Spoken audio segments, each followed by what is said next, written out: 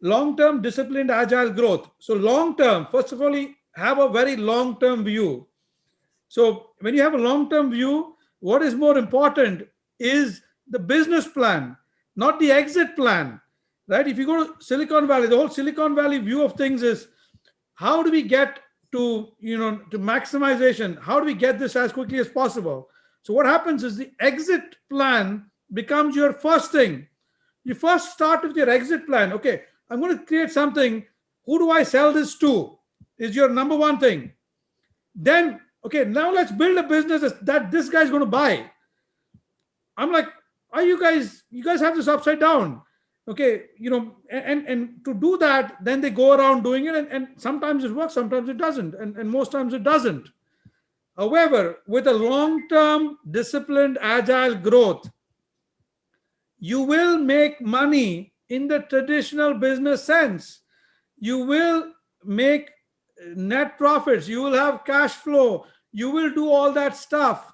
And then, if you want to get growth capital, you bring those in, whatever. It's a little more old fashioned way of doing it, but you will succeed.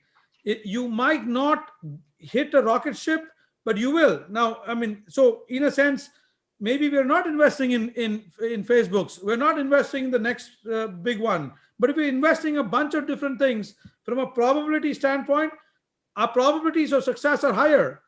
Okay, we're not investing in 100 companies, and 98 of them go bust and 2 of them hit rocket ship. We're investing in 10, 20 companies, of which 15 do well, 5 fail. It's a different ratio. Okay, so we're taking less risk, but the ones that are succeeding. So it's, and 1 or 2 of them might really do well. Okay, so it's a whole different take on angel investing, whole different take and so it's philosophically we are different, and we're also only looking for companies that are looking at that as well. So we say no to a lot of companies. We say no, you got to go to somebody has a different way of looking at this. Somebody that can take you, to from one round to another round to another round, because they're going to teach you how to burn money. I don't know how to burn money. Okay, my whole philosophy, I almost think it's a sin to burn money. I'm like, how can you even think of burning money? This is stupid. Okay, so again, if you're in the burn money thing, we're not the VC for you. Okay, we're absolutely not the VC for you.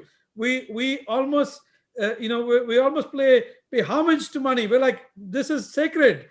We got to make it go as long as it can, or as for as much as it can, the most bang for our buck.